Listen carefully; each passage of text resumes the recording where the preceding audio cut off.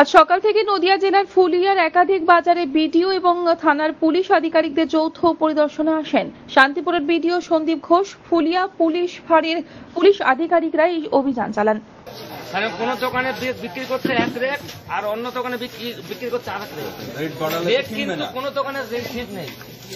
Rate কেউ বাড়ালে তার কাছে কিনবে না, বাকি মানুষ আমরা কিনি না, আমরা যেখানে কমে পাচ্ছি সেখানে কিনি।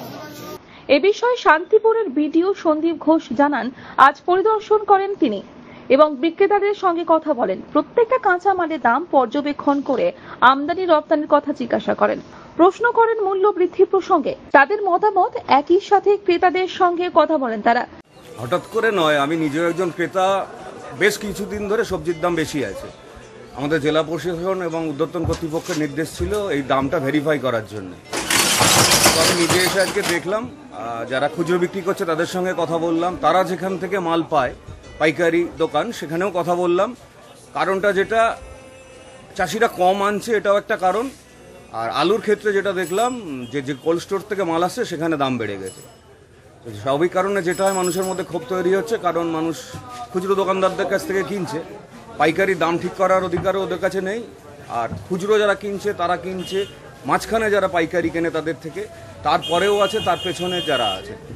আমার ধারণা মূল জায়গাটা থেকেই দাম, আলুর দামটা বেড়েছে, বাকি সবজির দামের খুব একটা তফাৎ দেখিনি পাইকারি এবং খুচরো দামের মধ্যে। তো আমি আশাবাদী হয়তো আবহাওয়ার কারণে সবজির উৎপাদন কম ছিল, যোগান কম ছিল, সেটা ঠিক হয়ে যাবে। বাকি দাম কিন্তু ঠিকঠাকই চলে আসবে, কিছুদিনের মধ্যে মানুষের কষ্ট কমে যাবে।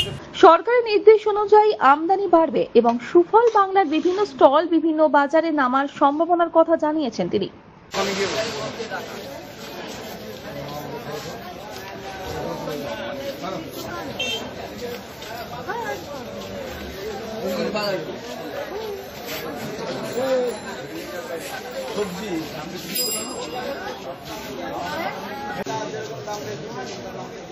আপনাদের কিরকম মনে হচ্ছে? চাষি হয়তো কম দামে মালটা বিক্রি করছে, মাঝখানে মানে চাষি হ্যাঁ ওই তো চাষির কাছ থেকে কম দামে কি আপনাদের কাছ থেকে বেশি দেওয়া? ফুলিয়া বাজারে নিত্য প্রয়োজনীয় সবজির দোকানগুলি আমরা ভিজিট করলাম, দেখতে পেলাম মোটামুটি সবজির যে দাম যোগান অনুসারে প্রায় ফুলিয়া বাজারে ঠিক আছে, তবে কয়েকটা সবজি পাইকারির সাথে খুচরোর একটু পার্থক্য রয়েছে।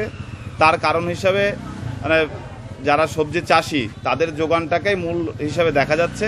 আর আলুটার মানে বাজার মূল্য হঠাৎ করে বেড়েছে, সেটা আমরা ঊর্ধ্বতন কর্তৃপক্ষকে জানাবো, যাতে হিমঘরের সঙ্গে যেটা একটা সমস্যা চলছে বলে মনে হচ্ছে পাইকারি বাজারের সাথে, যার জন্য আলুর দামটা একটু বেশি। নদিয়া থেকে মাধব দেবনাথের রিপোর্ট, আনন্দবাদ।